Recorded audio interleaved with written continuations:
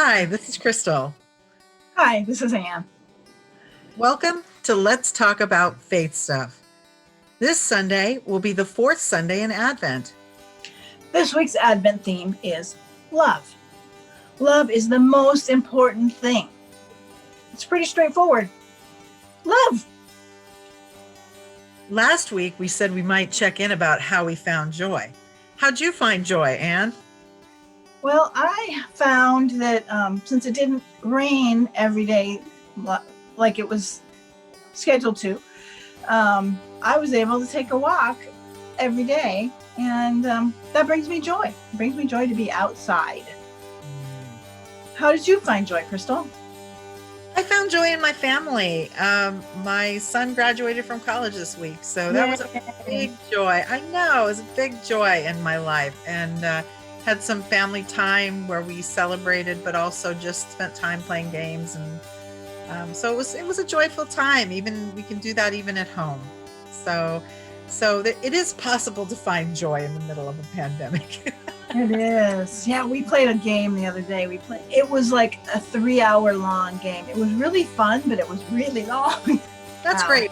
You know, it's hard sometimes when we're in the middle of our, um, isolation, or, not being able to do some of the things we do. It's hard to find joy. But, for this week, being with my family and doing those things, it was not just joy, but it was love. And I think I'm really looking forward to our talk about love today. Yes, I also was thinking I appreciate being with my family, and yeah, you can find joy and love and Peace and hope. Hope. All of those things during Advent, right? Right. All right. All right. Well, let's talk. Let's talk. Well, one of the parts of the Christmas story we hear the most is how Mary and Joseph had to walk or ride the donkey all the way from Nazareth to Bethlehem for the census when Mary was about to give birth to Jesus. The journey was probably about 90 miles. It takes about 2 hours in the car to drive 90 miles, assuming there's not traffic and all that kind of thing. But on foot, I think it probably takes 24 hours, and you can't walk a straight 24 hours without resting. So, because you got to stop and you got to rest, and you got to eat, empty and fill, as they like to say. And it must have taken at least a couple of days, probably more. Definitely. And you think that, I don't know, I know you have children, I have children. And when you are pregnant and very pregnant, you have to stop more frequently than you do at other times in your life. And so traveling with a pregnant woman would have been probably a really difficult thing. And especially as pregnant as she was, she was really close to giving birth. And so it was kind of scary and kind of terrifying, and you might call it a harrowing journey. Have you had any harrowing journeys, Anne? Oh, I can think of one in particular. We were out in Minnesota visiting family, and we were driving back, and we decided to drive through South Dakota to see Mount Rushmore, and the Sturgis bike rally was going on at that time, and so there was no place to stay, no room at the inn, and so we had to make a reservation quite a ways away. And as we were done with our sightseeing for the day and we were driving to our hotel, there was a big storm, and turned out there was a tornado with big hail. Now, I don't know that it was that big, but it was big hail. And we had to pull over on the side of the road just because we couldn't drive any further. We just had to stop, and there was a whole group of people who stopped. And actually, people got out and talked to each other and said, "What are we going to do?" Because we traveled together in a caravan.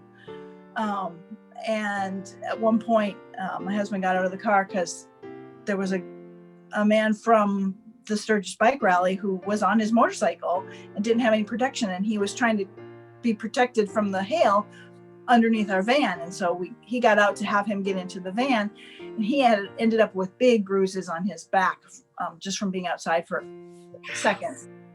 And got to the hotel finally around midnight, and the woman at the desk said, we gave away a reservation. We don't have a reservation anymore. You can go down the street. And we said, no, we're staying in your lobby if you don't find us a place. And they gave us the suite, and we were able to stay. And in the morning she saw the van and said, no wonder you were so upset. It was the whole outside of it had to be, replaced. So yeah, that was quite a harrowing journey. And I don't know if it compares to the journey of Mary and Joseph, but that's what I think of. How about you? What's your harrowing journey story? Oh boy, my harrowing journey was a journey for love. It was for my husband's and my honeymoon in 1992, and we went to Hawaii, and we were on the island of Kauai, and there was a hurricane, a Category 4 hurricane. Now, we arrived on a Wednesday, and the hurricane happened on a Friday. We were on the beach, and we could see, it was very quiet. Not a word was said to us, first of all, that there was a hurricane coming. But we could see a storm out in the sea from the beach, and it was beautiful, actually. Lots of lightning, and it was lovely to watch it from the beach, but it was really weirdly calm. We get a phone call. That was on Thursday. On Friday morning at 5 a.m., we got a phone call. Mr. and Mrs. Getz were evacuating the hotel. Well, of course, we're sort of like, what's happening? And they said there's a hurricane coming, and it's a pretty strong hurricane, but we don't expect it to do much damage. Go ahead and leave your things, but you do need to evacuate. It's mandatory. And we're like, heck no, we're not leaving our stuff. So where do you go? How do you evacuate? Well, we went to a school up the road because we were like way down in sea level. So if there was a storm surge, we would have been underwater. Oh. And so there was a school up the road at the head of the turnoff where you went down to. We were on Poipu Beach, so up on the top there. And so we went to the school, and it's louvered windows. So by that time, the sirens were going off. It was very spooky, and that was the air raid style of sirens. So it's that eerie sort of noise. And they finally shut them off because people were starting to get very upset. But nothing was going on yet. It might have been raining a little bit, but they were expecting at that point nothing really bad to happen. Then the hurricane changed course, and it was on a direct collision course with our island. And we ended up seeing the eye of the hurricane go over. They clocked a 225 mile an hour gust before the tower blew away at the station on Kauai. And then it took us 3 days to get off the island with no power. The one thing they said is make sure that you leave enough gas in your car to get to the airport. But when we went out, we met some friends there that we're still in touch with after all these years. And we went out to where our hotel was. The only way to access it was by boat. And it was a skeleton, metal skeleton of a building. So I think we only lost our bathing suits in that thing. And we each had an extra with us. So it worked out because we had gone to the pool, and they were hanging on the back of the bathroom door, and we forgot them. So, but it was, it was quite an experience. And I remember calling my parents, and I couldn't get a hold of them, and because there was no, they didn't have caller ID or anything at that time, or an answering machine even, I don't think. And just hoping that I could talk to them because we didn't know. And my parents had to contact the Red Cross to find out because there had been a death. And they didn't know who it was. And so they had to contact them to find out if we were alive or dead. Yeah, it was very harrowing. Quite a way to start a marriage. Yeah. Hey, we've been married for 28 years. We're still going strong. Nothing phases us. but yeah. And so I often think when I hear the story of Mary and Joseph journeying together for this census, it was for Joseph's family. Mary is, in a very difficult situation, but Joseph is trying to take care of her and really stepped up to the plate. He didn't have to marry her, but he did, and take care of her and also the child of God. And wow, uh, what a guy. That's all I could say is I think if there was a guy that you would want on a harrowing journey with you, it would be somebody like Joseph, because you know that he's going to do whatever it takes to keep you safe. And he did. It all worked out. Yeah, it's interesting that you don't hear about him again. I wonder what happened to him. Yeah, it's interesting that he does sort of disappear out of the narrative, but I think he is quite a guy, and I wish I knew more about Joseph. So I think Mary really trusted Joseph to go in her condition on a journey of 80 to 90 miles with a donkey on foot. I mean, maybe you get a rest once in a while. She must have really loved him. And maybe this was a relationship that grew into trust. That's tremendous trust it takes to believe somebody that you are carrying the Son of God. Yeah, I mean, we only get part of the story, so we don't know how well they knew each other, or if it was a set-up marriage where they hadn't actually even met until then, or what. We don't know any of those facts, so we can make them up. We can, but I do believe that Joseph had this dream, that said marry her, Right. and Mary had a visitation from Gabriel saying you're going to give birth to a son, and nobody believed her except Joseph, because he'd had that experience. Or at least we get the indication that I'm not saying that nobody believed her, but Elizabeth believed her too. Right. But it was probably a pretty difficult I would think story so. to believe, to buy into. But then there's Joseph who was like, yeah, I believe you, and yeah, I'm going to stick by you, and I'm going to do whatever it takes. But we have this journey to make, and he made he made sure that they got there, that she was able to be safe and have a place, like the man that you gave refuge to in your van when he clearly needed help, and then they found a place for you at the end. Yeah, they say love came down on Christmas, and that love was shown to Mary and Joseph and to the shepherds. Lots of love. Kind of makes you sort of get a little emotional thinking about that kind of love. Like this was intense. This was showing how much God loved us, for God so loved the world, and that is the story that we're talking about, that God gave us a child that lived with us, that healed us, that taught us. And that was because of love for us as a people, trying to connect with us, always. God is always reaching out. Right. I love that. I think that's what Christmas is all about. So now we've talked about the story, but we're going to hear the story in another form, in a song. Excellent. Let's listen.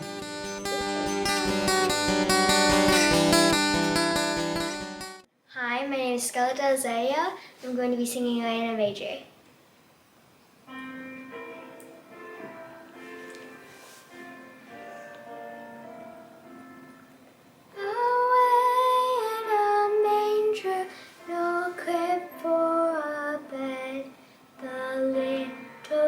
Jesus laid down his sweet head.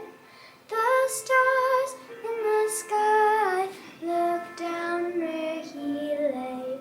The little Lord Jesus asleep on the hay. The cattle are lowing, the baby awakes. The little Lord Jesus no crying he makes. I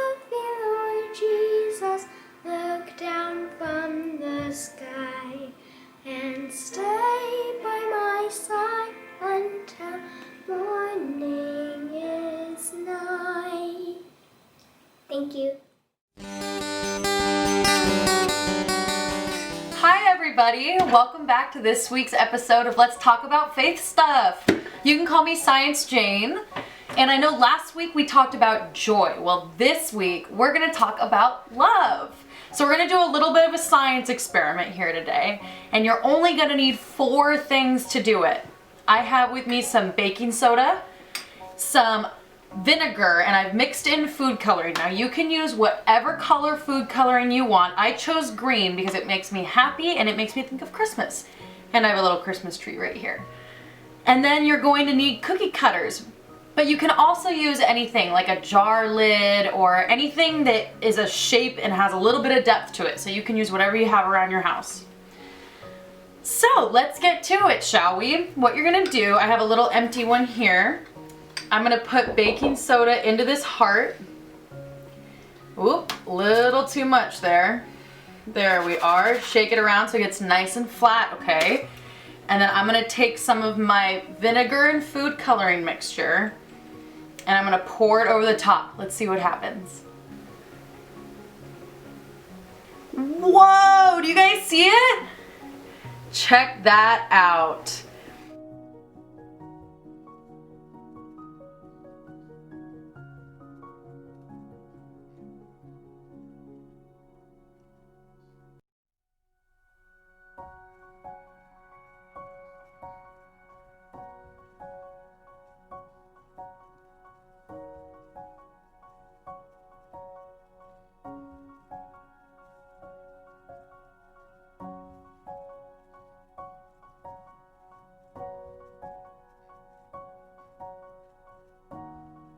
It bubbles up in the shape of a heart. Isn't that cool?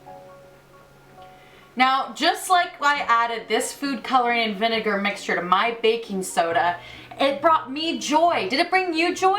Well, just like that, when we add Jesus into our lives, we feel full of love, and then we can spread that love. Oh, Annabelle's gonna join us. All right, I don't know if you guys, she's cranky, watch this. Okay, let's get back to it, shall we? Let's try adding Jesus into our lives again. Whoa! Check that out. And you can add Jesus into your life every day just by doing little things and just by thinking about him and thinking about what he would want us to do during this holiday season. Spreading love, right? All right, I'll see you guys next week. Bye.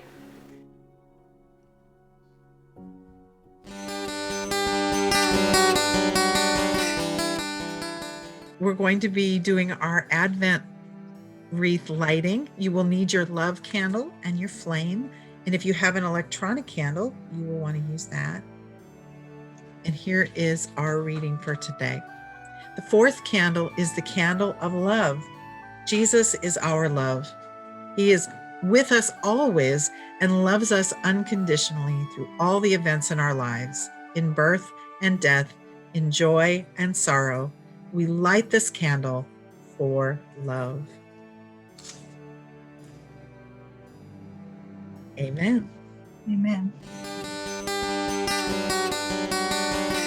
There's so much love to be had during Advent.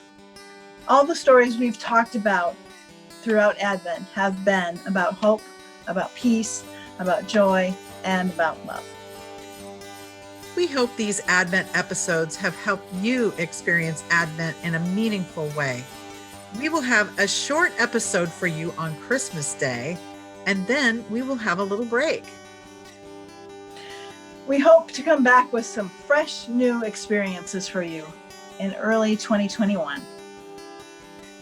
Have a great week, and remember to look for the ways love is around you. The light is coming. See you next time. Bye. Bye.